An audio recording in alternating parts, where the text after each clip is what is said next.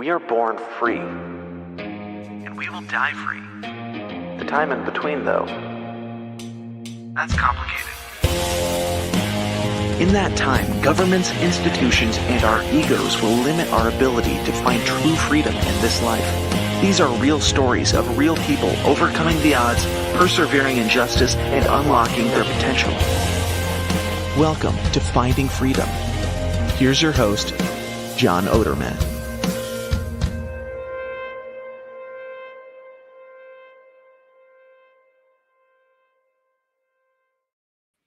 What's up, everybody? Welcome back to another episode of Finding Freedom here on the Lions of Liberty Podcast Network. This is episode 500 of Finding Freedom / Felony Friday, which is crazy to even think about a number that high when it comes to podcasting.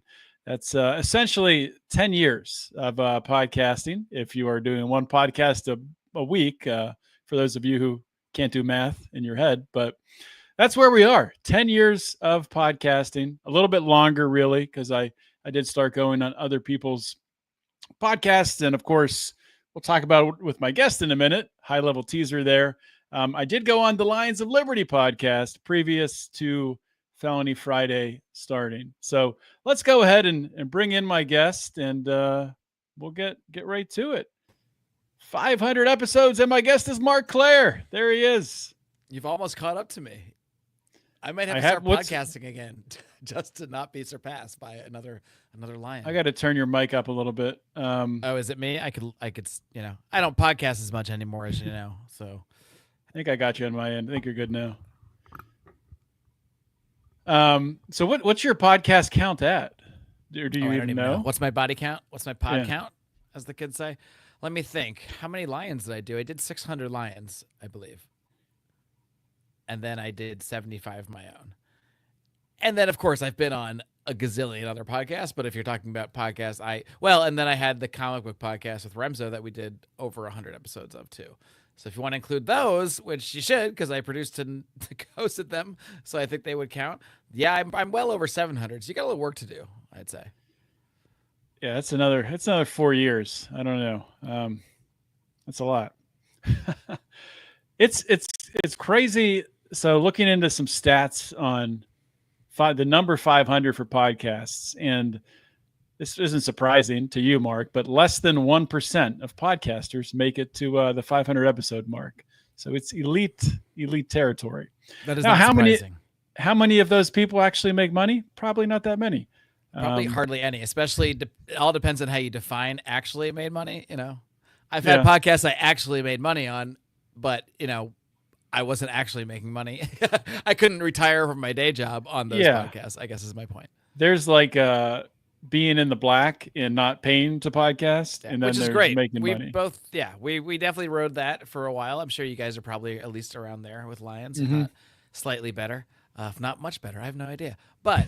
That's honestly, if you have a love for podcasting and you have to do it, you pretty much have to do it. I don't know if Lex Friedman has a love for podcasting because he's a robot and he's been programmed to be like this podcasting person. Besides him, though, I'm pretty sure you have to have a love for podcasting in order to do it for the time it takes to build a following organically. I'm sure there are, shows that will be delivered to us that suddenly are the top show in the nation for a week or two because they've been put there to be that. But when we're talking about shows with real followings, you do have to be consistent, and to be consistent, you have to enjoy doing it. And not to segue too hard, but I kind of stopped enjoying doing it. So that was the death knell for me. And now I enjoy doing it in this format. I like going on other people's shows. I don't have to edit this. I don't care when it comes out. I'm not thinking about anything. Once this thing turns off, it's all up to you. I like it a lot better. Talking about enjoying things, let's talk about Fox and Sons coffee. How about it? Fox and Sons coffee. I do enjoy Fox and Sons coffee. That's one thing that has not changed.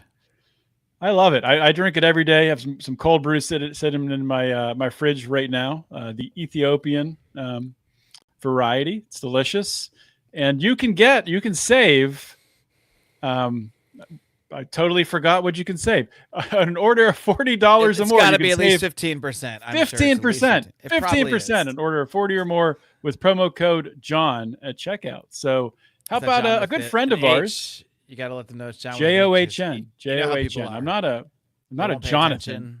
Probably tell that by looking at me. Come on. I can. Jonathans don't have mustaches. No, I've never met one with a mustache. No, it's a fact. If they did, I mean, there'll have to be a cop, I would assume. Yes. But everyone with mustaches are cops deep inside. So, and that's not but I'm not like I'm not who I used to be. So I wouldn't say that as an insult necessarily anymore. People need to be policed, so maybe you're the one to do it. Yeah. Well, I mean, not all cops are bad. I know that's hard for some libertarians to take. And you know what? Maybe befriending your local cop, it might actually benefit you sometime if you actually know the people who are policing your community. But not to go too far off the rails before we get on the rails at all. But I was going to say, was there a rail to be on? I didn't know we had a certain rail. But we don't have any rail. Hop rail to rail, but rail to rail. To dive on any of them. That's my next podcast, Rail to Rail. That's coming out next. But I did want to come back to what you were saying on really loving what you're doing with podcasting. And I'm not going to lie. There's been times doing this show that I didn't want to do it. Many times, a lot of times.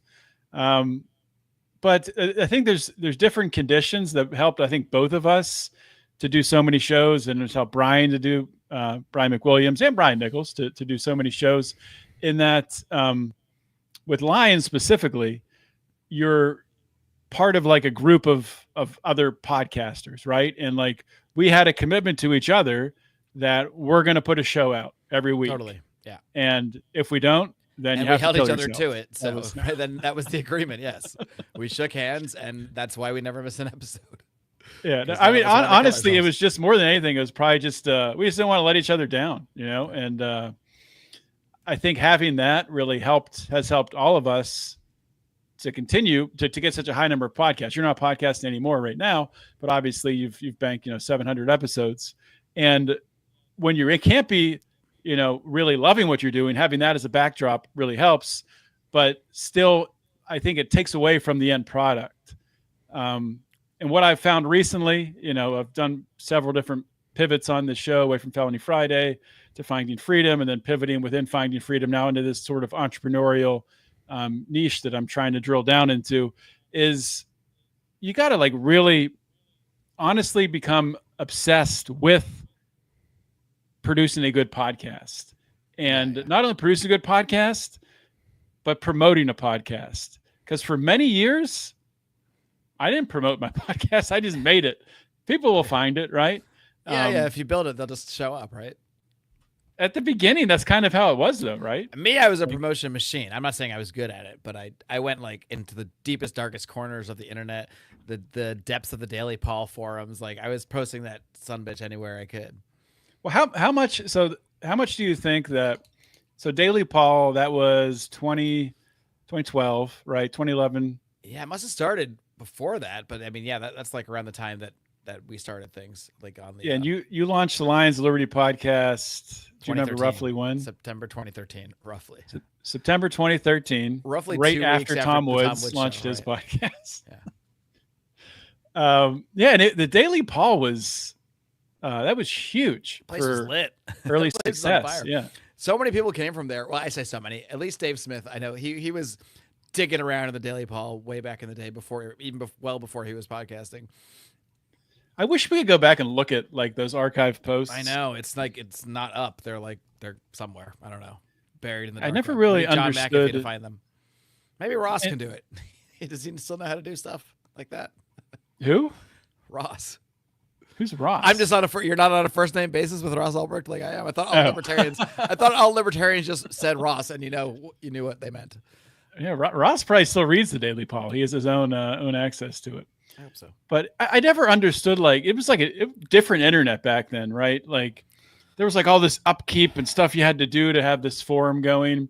Now, if there was a Daily Paul, somebody could have AI set it up and it would just run itself. But I remember Michael Nystrom. Bring it back. Maybe we should. Daily Paul too. I think someone did try to do a Daily Paul like 2.0. It just didn't, it can't recapture organic magic. You just can't do it. Can't be done. No, you can't. That was for that point in time, there was a lot of hope, a lot of optimism. It was a different time. We thought that I have It's not different kinds of hope now, but it's very different, I would say. But yeah, that was the time of political hope. That was the time of maybe we can educate our neighbors into freedom, or educate our neighbors into like understanding sound economics and expressing a political philosophy that aligns with that. Maybe that could happen. And this old guy is really exciting for some reason. So of course everyone else is going to see that.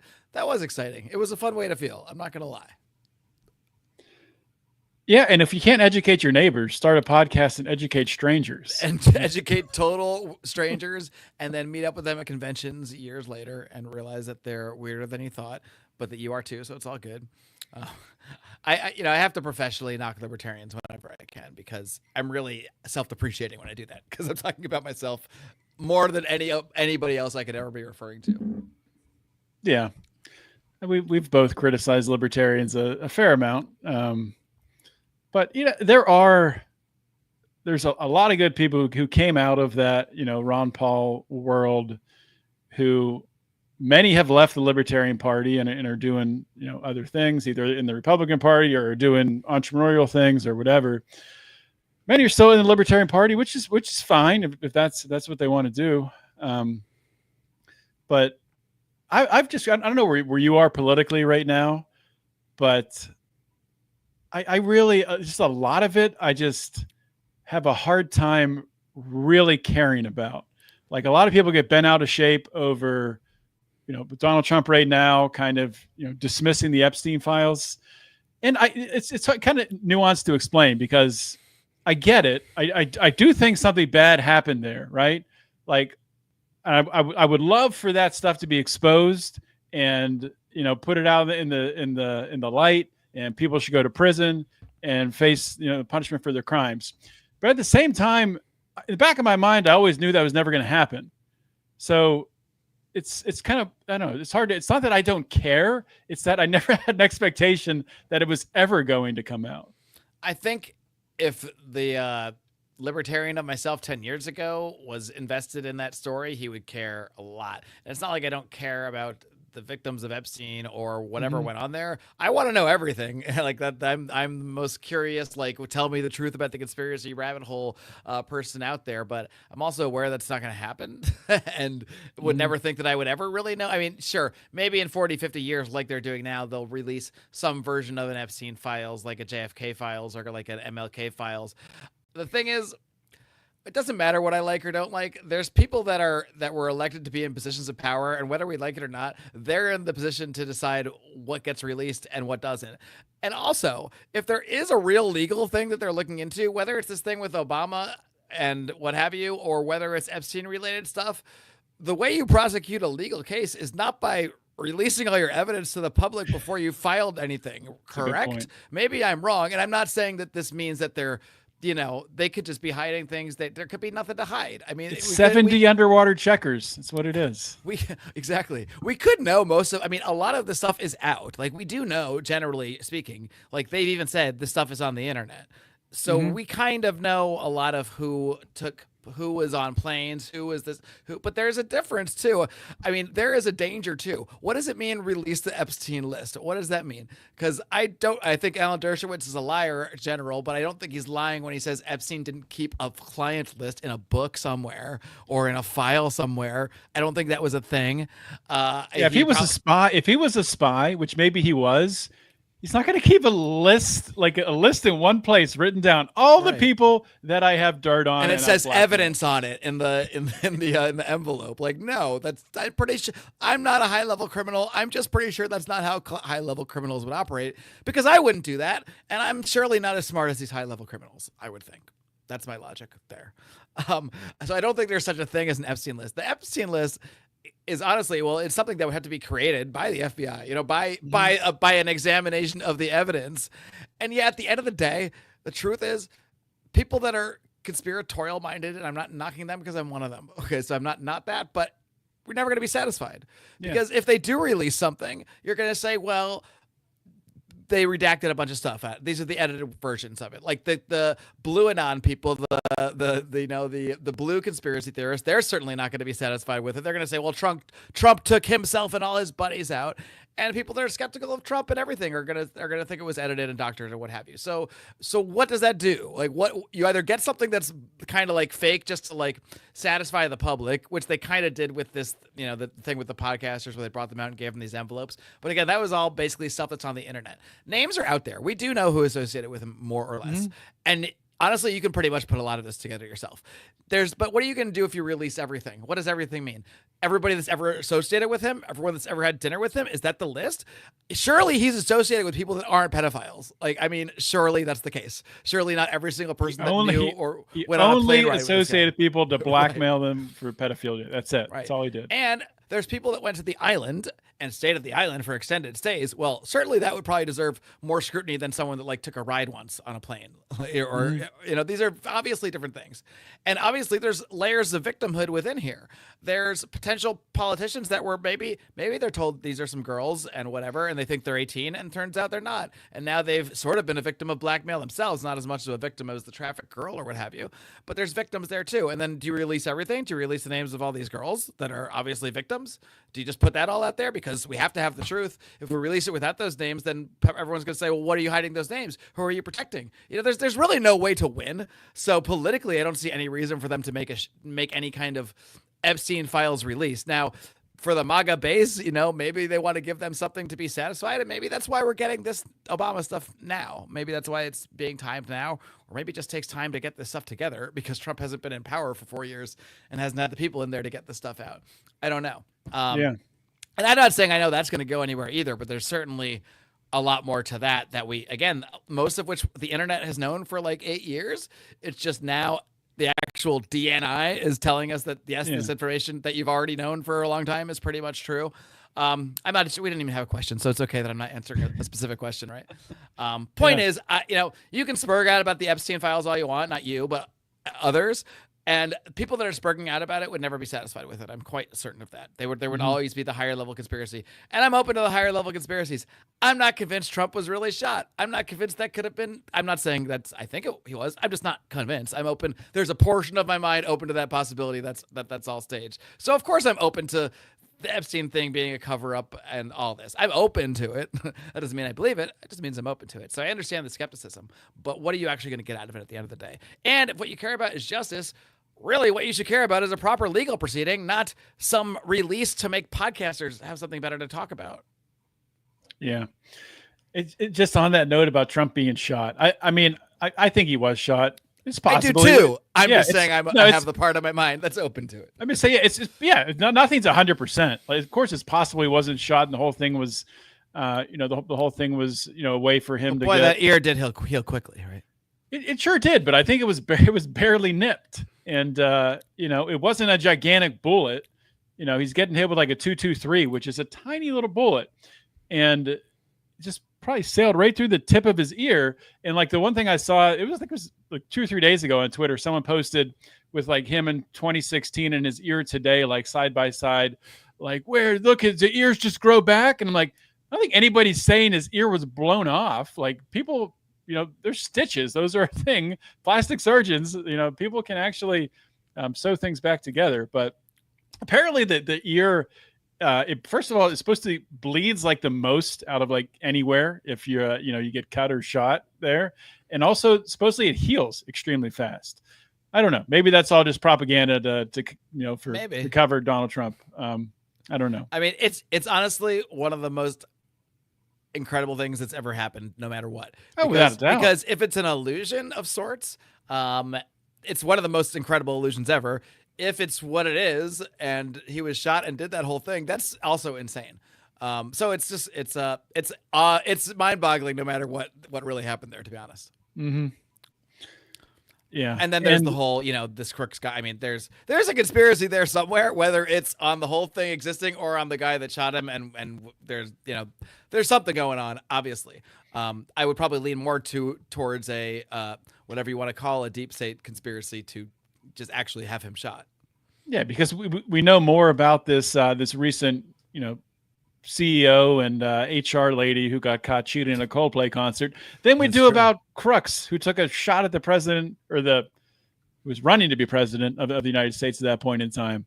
which is just crazy how that guy. Someone's going to release some like face, QAnon guy's going to release a video of you saying the president, and he's going to be like, "Oh, see, Odie knows he was always the president. He was exactly. He was always the president. Acting president, actually." So what happens with this whole Obama thing, where they investigate Russiagate and they prove that the deep state was working for the Obama administration to keep Trump out of power, and then 2020 was rigged.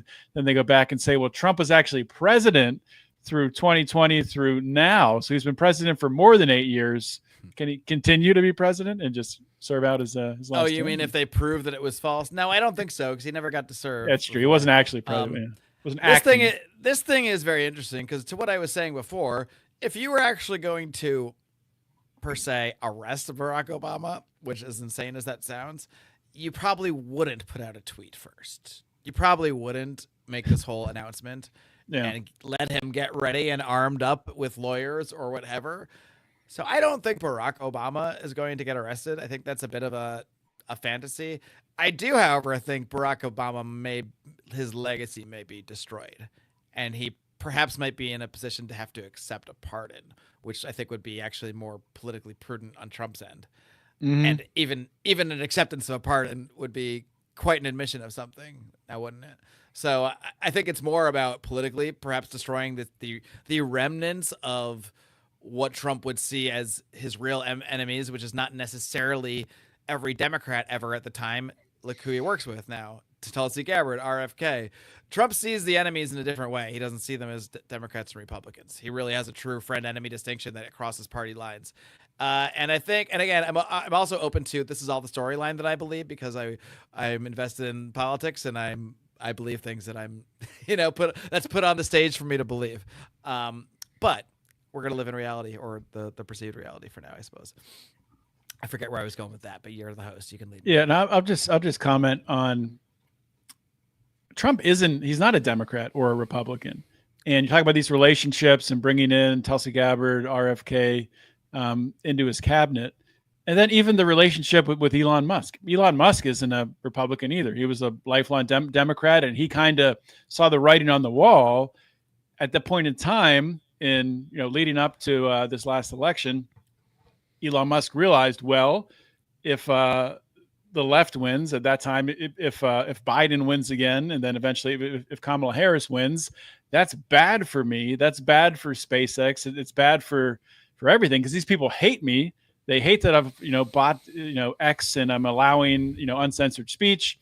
So he put all his eggs in the Trump basket, and then that went well for about 3 months, and then it all fell apart, which we all kind of knew that was going to happen. I think, if we're being honest with ourselves, you have two enormous egos who don't get told no. Eventually one of them is going to get pretty pissed off. And then if one gets pissed off, it's going to build pretty quickly. It's just amazing how neither one has any restraint at all. And I've kind of thought about that. Like, how is that possible? That they immediately, when it fell apart, they just went for each other's throat, because that's what they've always done. And there's never been repercussions for it. They're both such powerful people. I just think it's such an interesting relationship. I mean, it happened before with, to a different, lesser degree, with Trump and DeSantis in the GOP primary this past election.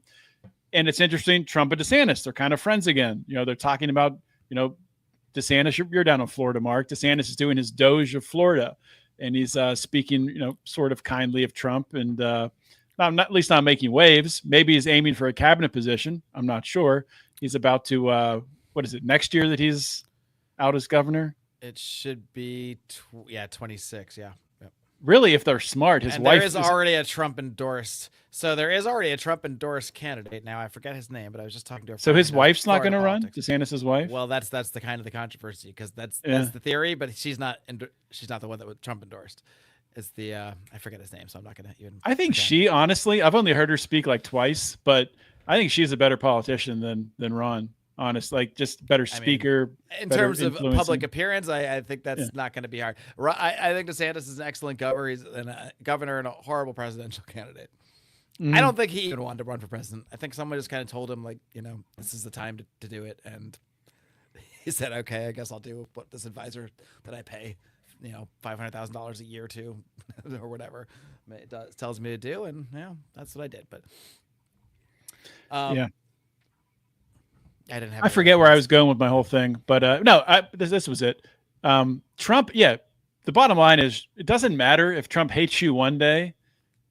If he can find a way that it's going to benefit him in the future, he'll be your best friend again. Like, he can come back around on it. Look at Joe Rogan. Trump was trashing Joe Rogan, says terrible things about me. 2 months later, whatever it was, he's on the Joe Rogan podcast praising Joe Rogan. So it's just the way Trump operates. Mm-hmm. There wasn't a question there; it's just a statement. Yeah, I had no follow up. But so let's slide away from politics a little bit. And I know that you were just outside of the country, which is awesome. That's true. Over in Italy. I was trying to see Europe before it collapses altogether. So you're okay. Is because you kind of hear from people who travel, or maybe it's not people who travel. Maybe it's just people on the left who say they talk to people who are traveling, and they say when Americans travel now that everybody hates Americans because Americans are just, they elected this fascist who's ruining the world. So how much of that did you hear when you were 0% of that? Got nothing related. Nobody threw like banana peels at you and called you a fascist American. And people quickly know you're American. Obviously, my wife, well, she's not American. She's Mexican, so she can get away with not being American. But also with me, they think we're both Americans, because I throw the whole thing off. I smell American from a mile away. So, of course, my wife is American more or less at this point. Well on the way. It's nothing. I mean, I'm sure if I was in certain social circles or at certain, I'm sure I could find people that would, put their nose in the air towards Americans, but it's not just like, that's not the average American. That's not actually the average European. The average European is actually just going about their day and, and is happy to have people there that are giving them business. So it's really not. It's really not. Now, we were in fairly touristy places. We only had about 10 days that we were getting out of town. So we went to Amsterdam and we went to Rome. So those are both like places they expect Americans and tourists, and it's catered towards tourists. It's a place for tourists. Yeah. So you've traveled quite a bit. I mean, you lived in Mexico for a little while. Just traveled over to Europe. I think you went to Panama recently, right? Within the past few months. Been to Panama a few times. Yep, we have our conference down there for expat money. Yeah. Oh, yeah, that's right. So what's your favorite place to travel so far with where you've been? That's tough, but honestly, this last trip, I mean, a lot of things aside, but as a place to be, Rome is one of the most incredible places I've ever been. It blew me away. What was so incredible about it? I mean, like being at the Colosseum and being at these structures that you read about in books, and then you're like, oh, okay, well, yeah, that's what it says in this book, and I guess that's there. But then you're there, and you're like, holy shit, how the hell did people make this? And then if you're me or my wife, you start postulating, well, you start saying crazy stuff like, well, was it giants that made this? She's more on the aliens. I'm more on the biblical giants, end of things. We're able to meet it. I don't know if humans did this at the end of the day. You could kind of be saying the same thing depending on its semantics. We could be. I think we basically are at the end of the day. But I mean, these are marvelous structures. Now, I'm not denying the ingenuity of humans. It's very, very possible that humans just did this with regular human technology, and this isn't even the most impressive stuff out there, but it's the most impressive stuff I've probably seen. Probably have seen in person. Yeah, I would say even more so than Teotihuacan. I mean, my wife grew up in Mexico. She's seen all the Mexican pyramids. She's like, those are a joke. Those are nothing compared to what's in Rome, compared to the structures in Rome. And it does make you think, though. I mean, some of this, yes, I get it. It's the empire. Let's go with the standard explanation. Didn't think we'd be going Roman Empire today, but let's go with the standard explanation of, hey, we're two white guys. Of course we're going Roman Empire. Of course we're going to talk Roman Empire. We're going to build the most marvelous structures that you can imagine, because we are the fucking empire, and we have to show people that we're the goddamn empire. And when some village barbarian ass leader strolls in here from whoever the fuck knows where to negotiate with us, they need to see this shit and go, oh fuck, I'm dealing with the fucking empire, and they have lost the negotiation before they've walked in the room. That's the logical, we didn't make this for space aliens or giants. there's that.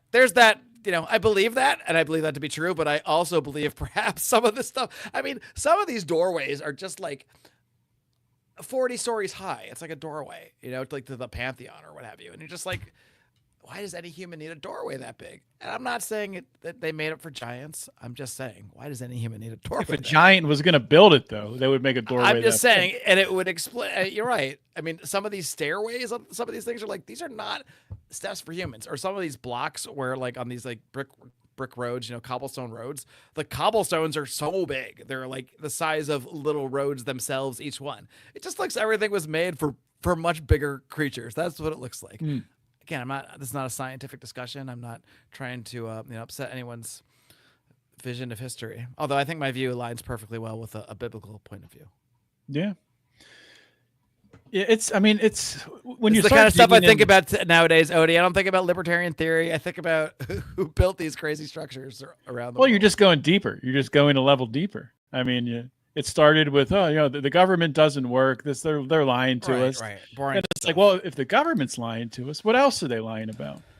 And you start digging into what happened with the wars, and of course, the victors write the history books. That's how it happens. Next thing you know, and 6 hours of Daryl Cooper later.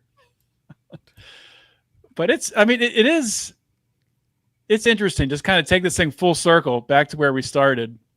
So obviously, we started Lions of Liberty out of the Ron Paul movement, and maybe people don't know this, but Mark and Brian and I all went to Penn State together. We're all in the same fraternity.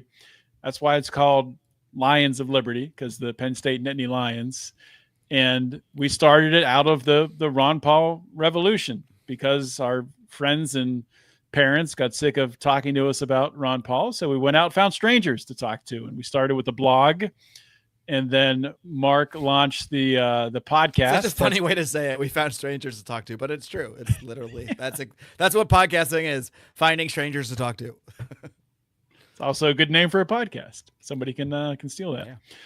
But yeah, when you started the podcast, I don't even think you had an intent to start a podcast. It was an accident, right? Kind of, yeah. I mean, yeah, sort of. I guess you could say that. I think I was talking about it, and I was like, maybe I should start a podcast, because I listened to a lot of podcasts at the time, which is before a lot of people were listening to a lot of podcasts. I was listening to these like weird, no offense, like Lou Rockwell and like Robert Wenzel podcasts, which now almost feel like they're like from the dark web. Like they were like shittily recorded, like low audio The Lou Rockwell quality. Show. Actually, that had a pretty decent editing in the beginning. Yeah. But it was just like, I don't know, I don't think I was even finding them on podcast apps half the time. Like I was like going to you would go to the LouRockwell.com and it was on the website. I think that's right. Clicking a little play button. It's like, what is this? I didn't know it was barbaric at the time. Now it seems barbaric, but at the time it was like, wow, audio on the internet. Holy, wow, what is this? But I was listening to so many podcasts, and we had been doing this as a website for like 2 years. Lord knows, I can't imagine podcasting once a week nowadays. But I really can't imagine writing multiple articles per week. I don't know how we did that. We had a lot of spunk and energy. For a period of time, we were writing more than one article a day. Oh yeah, like it was. I don't even. We had way more web traffic as a blog than as a podcast for years and years. Like I mean, people didn't even know we had a podcast for a long time, But they like recognized our articles from here or there. Well, I mean, that's why I don't know. I don't think we said anything that. No offense to us. I mean, I don't mean this in a bad way necessarily either. I think we were trying to translate somewhat complicated ideas for college bros like us, basically, for like dummies like us, like talk about them in a normal way, essentially, without having to. Not that this didn't happen eventually, but without having to hand everybody human action, just to actually explain this stuff. I think that was kind of our approach to things. Yeah, I think. I mean. I don't know if we had a clear, honestly, I don't think we ever had a clear vision for what we were trying to accomplish, which may be part of the problem. Talk about liberty was the vision, basically. we had passion, and I think honestly we were learning too. So they say, like, when you're learning something, if you can explain it, you're gonna learn it, you're gonna understand it better if you can explain it to someone. So I think that helped all of us to understand the libertarian philosophy. And when it came to the podcast, like you talked about, we got great numbers on our blog for a while on our website. And then eventually because you were the only one with a a podcast show. We would come on it, for appearances and whatnot. But eventually something happened where maybe it was posted on the Daily Paul or maybe it was a guest you had on. I can't remember. It just took off. Something happened. Yeah. I don't and their remember what. downloads were way higher for your podcast. I think it was actually Tom Woods. I think I had Tom Woods on.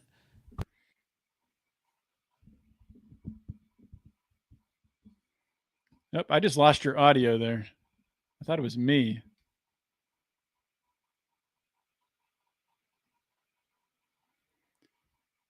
Yeah, it says you're muted. But I do agree. You're still muted, Mark. 1 second. Should be good now? Okay. Yeah, I got you. So you were saying I do think it was having Tom Woods on. There was also it's like some senator you had on, I think, that got some crazy amount of downloads that helped to launch it. Can't remember who that was. Maybe. I had Glenn Jacobs on pretty early on. He didn't he did pretty well for, I think it was my highest downloaded episode at the time, number 5, but still not a lot of people didn't know about us then. No, but I think Tom was the one that really helped to take off because he had shared one of our blogs too. So we had sort of knew us vaguely, at least enough that he had shared one of our articles once. Mm-hmm. And I think I was just I just sent him an email hey, do you want to come on my show? Nervously typing it, and then he's just sure, why not? I was oh, okay.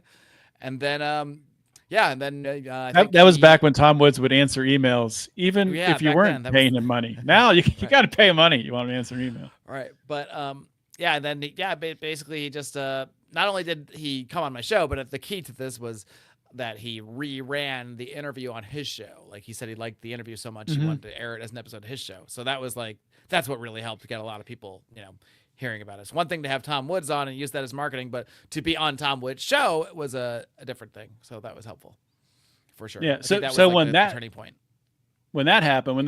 happened, and Brian and I are pounding away on our keyboards. You'd been putting more into the podcast, and not writing as much because the podcast was taking up time. I think you were doing 2 shows a week, and kind of looking at the numbers, I'm well, I think you said to me, you're you should start a podcast. I'm about what? And you're whatever, anything, hunting. Who cares? Just start talking. At one point you were going to start a podcast about podcasting. Was I? Yeah, I think that was one of the ideas. Oh, maybe. That's not podcasting. That would have been way ahead of its time because that's basically what podcasts are now.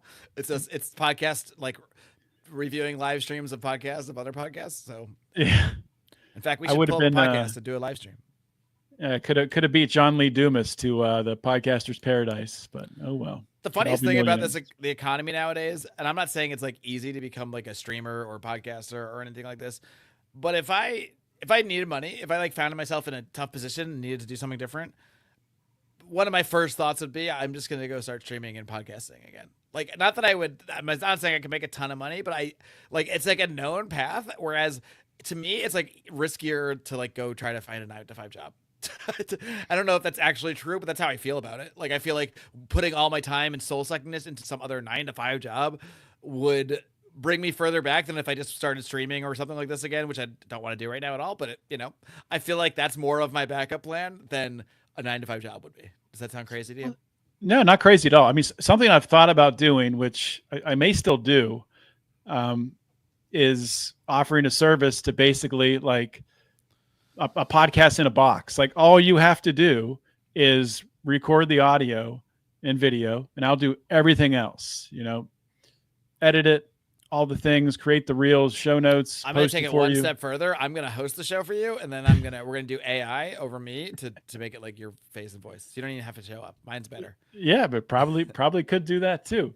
But because there's so many people out there who, first of all, maybe they have a good reason to have a podcast, but they do nothing to promote the podcast, and they don't get anybody listening to it just because they simply have no idea how to even market it. They have no idea that, if I want to have more people listening to my show, I need to go on other people's shows, or I need to have people on my show instead of just doing solo shows, because I think the hardest type of podcast to grow is one where it's just you. Or just you and one person, you're not bringing guests on, because nobody's exposed to it unless you're actively going out and, essentially working really hard with, posting tons of reels and, maybe even advertising it that way. But it used to be easy when we first started Lions of Liberty and we got that momentum, and I started Felony Friday and Brian started, I would say simple, not easy. Simple, straightforward. No, it was easy. Yeah. It was easy it was a lot more work to produce the podcast, which we did pay for editors once we were able to. Mm-hmm. Today, it's so easy just to produce your own podcast if you just have a system, a process in place. You just went mute again. But anyway, so when we had those shows, Electric Liberty Land with Brian, and the easy part was in advertising it. You could just pay to advertise on a Tom Woods show or Jason Stapleton, whoever, was, relatively big back then in the, our competitors in that space, advertise on their show. And then you'll have thousands of more listeners the next podcast, because people were so hungry for more of that content. It is more difficult there now. Just wasn't competition.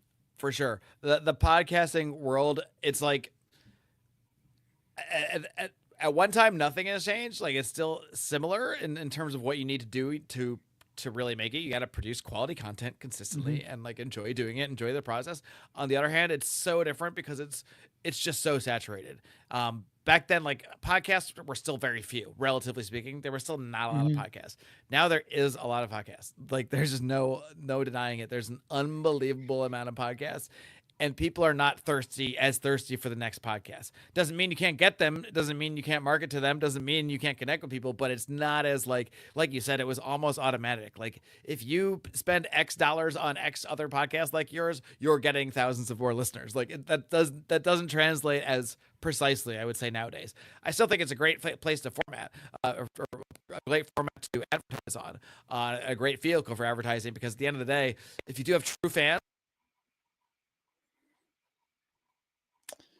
You can tell Mark that is, he's. You can tell I don't podcast a lot because I know that my mic has had issues lately, but I haven't done anything to fix it, so I apologize. Because I don't podcast enough. I'm like, when I'm going to podcast, and I'm like, oh shit, tomorrow with Odie. But here we are. It just seems to randomly disconnect sometimes, but we're all good. I feel good about the rest of the show. Good, yeah. I think you're going to make it through without it muting again. I feel like it. I'm going to speak it into existence. But looking back on that, it's like one part of me is like, well, we should have done a lot more of that and invested more in it and grown really big. Right. But at the time, we were. It's just like we should have bought more Bitcoin or whatever. It's easy to look back and be like, well, I should have put all 100% of my money into that thing. Turns out.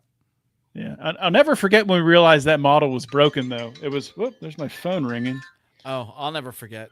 When we invested on one podcast and got that we nothing don't need to name, and we don't need to say how much it was, but it was a lot. That was not worth it. The worst mistake we made, for sure. Yeah. It was when we realized the automatic model, at least, was broken. Yeah. Or not broken, probably just evening out to what it should be. I mean, it shouldn't be quite that easy. In a truly competitive market. It was nice that it was. And obviously, no matter how many thousands of new listeners you get, you still have to deliver to keep them. There'll be new listeners for one episode, but if they show up and hear like inauthentic crap that doesn't provide any value outside of what they were hearing on the other show, well, that's the only listen you're getting. It's not like you're going to get this commitment for life. You might get someone accidentally hit and subscribe and they like download you for a while, but that's just a number on a board somewhere and does nothing for you. Only your true fans, only the people that are going to become your real customers in a sense, are the ones that matter at the end of the day. And the podcast analytics are getting better with that, at least on Spotify.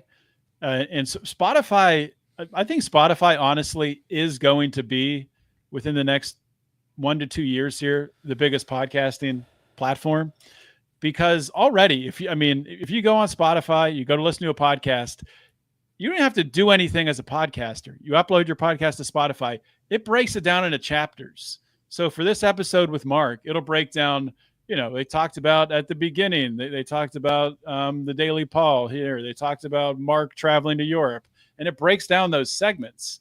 And they also are experimenting with a trial beta program where you can upload like reels, like type things to the podcast that shows in like a story type thing on Spotify. So Apple Podcasts, that's probably like what 80% of people listen to right now. It's pretty That's awful. the number honestly. I used to say a couple of years ago, so I would be surprised if it's a little lower. Maybe it's 50, but and a lot of people aren't listening to podcast, consuming them in the same way. A lot of people are going to the video versions on YouTube or wherever else. yeah, and actually, a lot of people since YouTube or Google got rid of their Google Podcast, whatever it was called. Now, like we did back in the day, where we would automatically have our podcast, just the audio version, uploaded to YouTube. Apparently, doing that back. is like That's like a back. thing that works now. We were ahead of our time. Yeah, We were doing that when it didn't work at all. exactly. And no one cared. And then we were video just doing mattered, things. and now that's back to mattering because now they're marketing it as it's a podcast that you can listen to Right. on YouTube. Yeah. Ahead of So our so time. you've been on. I've seen you a couple times. You've been on with Mikkel on his show. So I is that have. like a regular thing, or is that just kind of like here and there? It's a semi-regular thing. I think there was probably a solid year after I stopped doing the Marc Clair show. I don't want to say quit because I stopped doing it, and maybe I'd do it again someday. I don't know. It exists. I have all the media, the platforms. It's still my thing. I can do it whenever I want. But since I stopped feeling like doing it every week, basically, we should say, I didn't podcast for a while, and now I think I did do one with you after that. I feel like I did, right? Mm-hmm. Yeah. Only a select few, only the special few people can get me onto a podcast nowadays.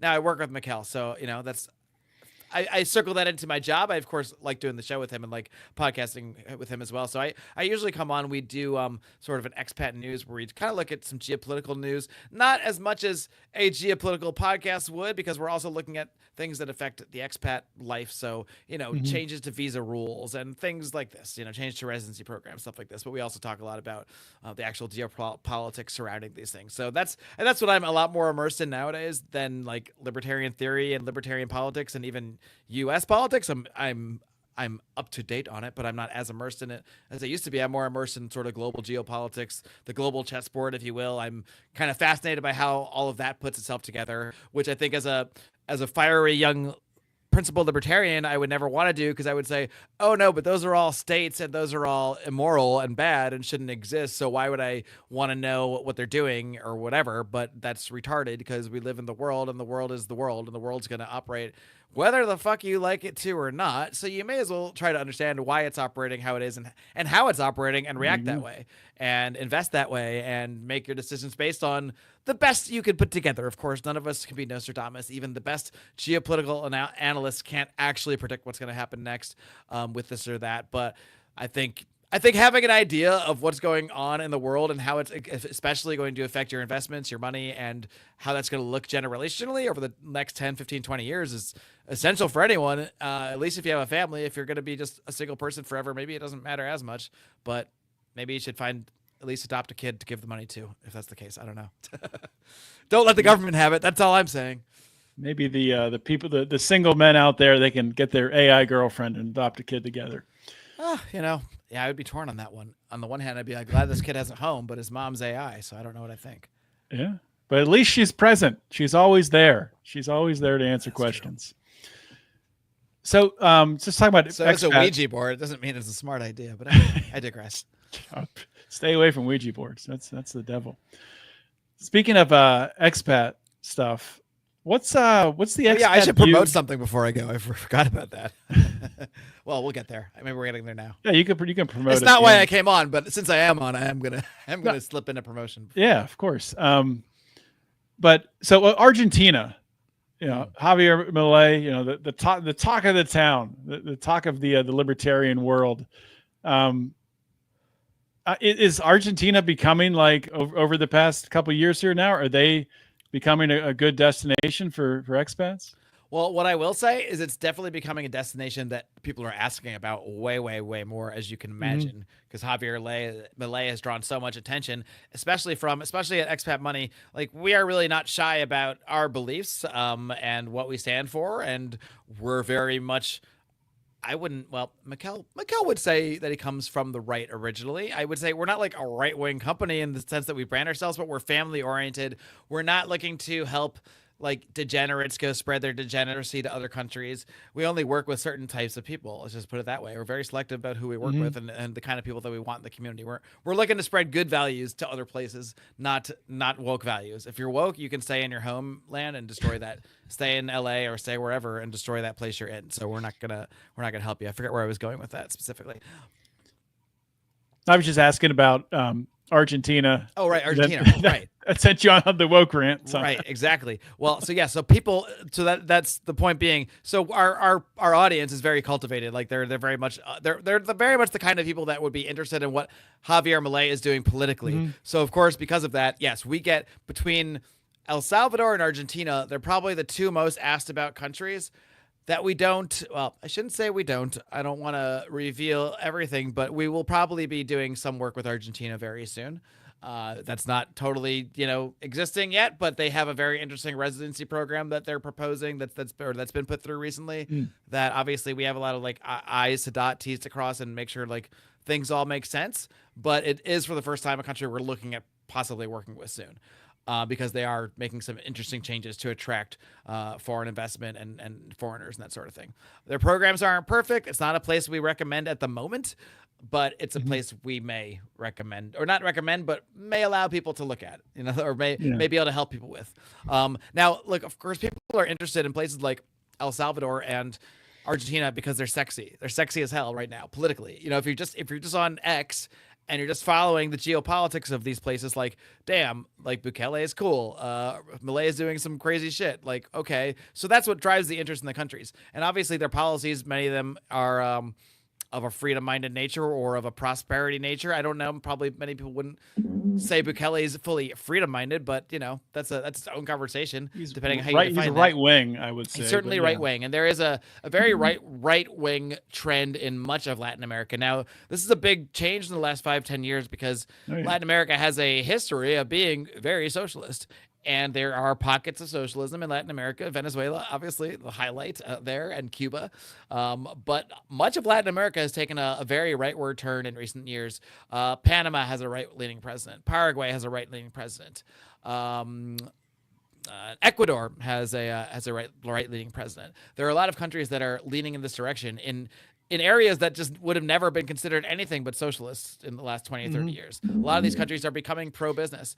And they're seeing, I think a lot of these leaders are intelligent, and they're seeing what's driving people away in other countries. They're seeing why wealth is fleeing the UK, why wealth is fleeing Canada. There are a lot of people fleeing the United States, or at least setting up plan Bs. Now, the United States is one of the most interesting countries. Still, most of our clients are from the United States, like the majority. But it's also a place that I'd say more people are not. They're trying to set up a backup plan. They're trying to set up a residency. They're trying to set up a lot of things. They're not necessarily like, I have to get out of here tomorrow. That's not the case with Canada or the UK. They're trying to get out yesterday. So that's kind of the difference. I think people still see on the horizon a potential need to have a backup plan outside of the United States, but they don't see it as much of an emergency. This does take me back to Argentina, I swear, because a lot of Americans and American libertarians are the ones asking about Argentina and Javier Milei. They don't, we look at certain things. We look at how easy it is to get residency, how easy it is to take that residency to citizenship. Do they have a good tax situation? Ideally, if you're gonna bother setting up like an offshore plan B or a backup plan, you probably shouldn't have the backup plan be a place you're going to pay more taxes, right? Preferably you should pay less. Preferably you should pay zero. So like the best kind of country is one with territorial tax, meaning if you live inside that country and your income comes from outside the country, you pay zero tax. So those are like most of the places that people try to go tomorrow. If they're trying to go somewhere tomorrow, they're trying to go somewhere with territorial tax. Which Argentina, don't quote me. Even Canadians, like they want to pay zero tax. Well, I would assume the Canadians that are leaving are of a right wing variety, but Correct. still, even a right wing Canadian. I mean, I'm sure there are probably left leaning Canadians leaving for other reasons, but in terms of the people we work with, I mean, a left leaning person would never get to us because we'd be scared off by our email list anyway. Like, we very much shake the tree. We are very transparent about who we are and what we think and who we don't want to work with. We say things like, and if you don't like this screed against like wokeness or whatever we just said, please unsubscribe. We highly encourage you to do so. That's awesome. Yeah. Because at the end of the day, we're offering a high level services to people. So And that ultimate high level service, just to get into the weeds a little bit, I suppose, is working directly with Mikkel Thorup, the person, and he doesn't want to work with people he doesn't like. It's that simple. It is that simple. And we don't want to export values that we don't believe in. So we don't help people that we don't like. It really is that simple. It doesn't mean we don't have like a libertarian, no true Scotsman, like you must believe these 17 exact things, but you have to generally be our kind of people, which ultimately is, well, we're not left-wing degenerates. Let's put it that way. So it's the opposite of that, I guess you could say. Yeah, which is something libertarians should love, right? Yeah, allow a business to operate as it chooses to. Yes, I believe so. And I think unless they're trying to vaccinate me, and we need to stop that shit. Right. And I think this is how all businesses, like at least small businesses, really need to operate. You need to be really, especially nowadays, you're only going to separate yourself from some giant. If a giant megacorp offers the same service, the only way you're going to separate yourself is by just finding your people and convincing them that you're the person to be with. Now, that doesn't need to be because of your political beliefs, but it's going to be for some extraordinary reason, whether it's the service or because they agree with your values. So you may as well put your values out there and try to connect with them on this one other thing that might make you the one that they're your customer. There you go. Marketing 101, brought to you by Marketing Clair. You should change your name. That would be maybe I should, but it's funny though, because I don't I kind of half joke. I just got sick of podcasting. I miss it sometimes, and I do it sometimes. I go on other shows, but I don't miss the grind of me physically having to do an episode every week. But I will say, most of the things that I do in business that I've excelled at have been because of the skills I've developed and acquired because I podcasted, or the connections I made through podcasting. Yeah. The marketing skills, even speaking, even being able to have business meetings and speak to clients and things like this. I think I'm way more equipped to do that because I spent 10 years talking to someone every week on a microphone. 10 years interviewing people, pulling things out of them, learning to ask the right questions. And listening to them and responding to their questions. So I think that helps a lot with sales and with marketing and with connecting with people. It really has helped me with everything. I wouldn't be the same person I am if I didn't spend 10 years podcasting. So whether or not I like doing it now or feel like doing it all the time, I definitely am very glad I did it for all that time because it was tremendous practice. And I couldn't be doing the things I'm doing in business right now without that experience. I just wouldn't be. So last question for you here today. So when you look back at your time at Lions of Liberty, and now you look at what Brian McWilliams have done recently, bringing on Lou Perez and Brian Nichols, are you happy to see the direction that Lions of Liberty is going in? What a question! To be honest, yes, I am. I actually said this out loud. I even said this to my wife. I said, you know what? These guys are doing some pretty cool stuff right now because these are both guys I like a lot, Brian Nichols and Lou Perez. And of course, I have to make the joke. Yes, it took 2 people to replace one of me.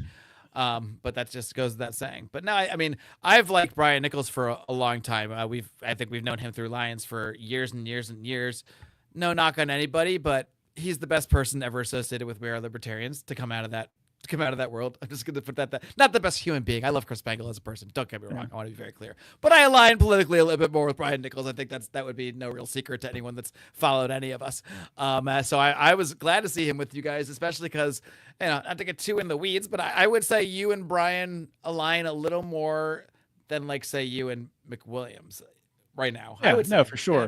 Consider me, just as someone who watches y'all. I still keep an eye, keeping tabs on all you guys. And of course, I've loved Lou Perez for years. He's a great dude. That one surprised me even more, in a good way though. So, and you need someone who's funny, but who's not Brian. So, yes, it's exactly. No, I think it's really cool what you guys are doing. I think it's really cool what you guys are doing. We need a comedian. This is the spark. I think this is the spark you guys needed to really move on from me.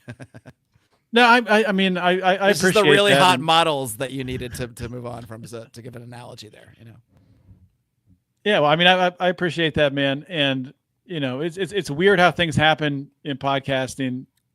Probably McWilliams and I were close to maybe folding up the tent within the next year or so if things didn't materialize the way they did. And today, to be totally transparent, I am more optimistic and excited about the next year of Lions of Liberty than I have been for a while. So that's Who knows? Maybe one day I'll come and buy Lions of Liberty back out again, and I'll hey, I hope you get rich enough to do that, because it's $1 million now. That's the okay. Well, then you guys are doing well. If that's the new valuation, because it definitely wasn't that. That's not the evaluation we judged it on. So I'm gonna need to see some numbers here. Hey, you gotta set the bar high. You gotta set the bar high. I've learned that from Donald Trump. I read Art of the Deal, which is a great book. Everybody should. I have read it too. I read it as well recently. In the last year or two, I was like, you know what? I may as well see what this.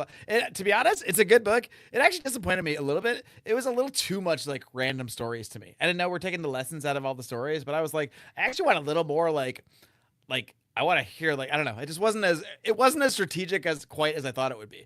It was a lot more of like little stories of his that you still get a lot of lessons out of it. I was expecting a lot more of like the Mein Kampf of deal making or something. Am I allowed to say that? No, I mean he obviously didn't write it. It was ghostwritten clearly with his input. It doesn't even really sound like Trump. Like it's really it's like not even that well ghostwritten. You know, I think that's part of it. Why? Because I don't, especially now getting to know Trump. You know, like I know him, but knowing the Trump of the public eye the last 10 years, it really doesn't sound like that guy at all. And I think that's part of the disconnect of reading it now. It probably wouldn't come across the same way reading it in the 80s. But to me, I'm like, this isn't this guy. Like, he didn't write this. What are you talking about? Yeah, but it does. I mean, yes, you can tell he didn't write it. It's not in his voice, but at the same time, it's clearly his stories, though. Yeah, it's good. It's good context for like some of the things that he's talking about, how he operated back then. You can apply 100%. That to today, and kind of say, oh, okay. There is nothing he does in politics that you literally can't just go open Art of the Deal and be like, oh yeah, that's like when he did this. It's like it's very transparent to the point that it's almost silly that people even debate like, oh, is he doing this thing as this? I'm like, there's a book where it's just look at the book. Like, yes, he is. But I mean, not to go back to the whole Trump thing though. Like, I think a whole big thing about Trump is the art of the deal and everything's a deal and everything's a deal. And so everything's a bluff. But I think why it's effective is that he actually doesn't bluff. He actually does like deliver on the thing. So like, there is an art of bluffing that I think is a big part of his deal making, but as part of that, for that to work, like you have to show pocket aces sometimes. And I think Trump is very good at showing those pocket aces when appropriate or when it strategically works for him, such as bombing Iran. I would call that bombing, which in reality did very little human damage to anybody. The bombing of the facility and the return fire that they scheduled like it was a tea time on a golf course. That was all performative, but that was also showing the world sort of pocket aces in a way. It was like, no, sometimes I am going to bomb you when I say I'm going to, like, because he'll say maybe we got to bomb this place or I don't know, maybe we got to do something else. And well, he just did. And it's like another way to say, here's my pocket aces. And that's what makes his negotiations so effective. Same thing with the tariffs. If you tariffs, like I'm so now that you've had me on the show, I'm just gonna give you. Oh, you're muted again. We almost made it. As Mark's fiddling with his mic here. See, you almost got rid of me. Anyway, I guess I was just ranting about Trump, but I mean, the same thing with the tariffs is always going to say that, yeah, like they are for negotiation, but yes, they are going to be used as actual economic things as well, because that's why it works as a negotiation, because he's actually going to be able to put them in place and is actually going to put them in place, and he's just going to do it. And you don't need to like that. You can cry about it. You can do like 100 libertarian papers about how, tariffs are taxes and this and that. None of that matters to me or to reality. What matters is what the actual effect is in the grand sense of things. And I don't know, I'm not going to go on more of a rant about this, but or maybe I will. But the point is, I think that my view on politics has changed so much that I honestly just think about, well, what is the strategy behind this, and how is it going to lead to? How can I react to the situation it's going to lead to? Not even is it going to lead to the situation I want it to, because I can't affect that. Maybe I can affect it in a very small way in the community sense, on the small political scale, but I can't affect what Donald Trump does. But I can understand it and try to plan my life based around the geopolitical implications of it. So maybe that's removing my morality from it, but yeah, that's removing my morality from the analysis, because my morality has no bearing on the analysis. So that's why I remove it from the analysis, which is not what libertarians are able to do ever. It's also choosing to live and operate in reality, rather than some imaginary world that you think can exist if only X decision was made and taxes were removed, and which a lot of stuff that obviously is never going to happen. It's a world that we're just not going to live in. Imagine if you made all your investments decisions based on the imaginary economic conditions that you believe should exist in 5 years, even though you know they're not going to, but you believe they should. So you make all your decisions based on that versus trying to understand the real economic conditions. Maybe you're right, maybe you're wrong, but you're trying to move in the correct direction. Mm-hmm. And then at least maybe you're wrong then too. I suppose that's possible, but at least you can orient towards reality instead of orient towards fantasy. I'm not saying don't believe the fantasy. I'm not saying don't write some books or do some podcasts about it if you really have to. But for your own life, I would recommend at least trying to operate based on the reality, which libertarians tend to have trouble doing.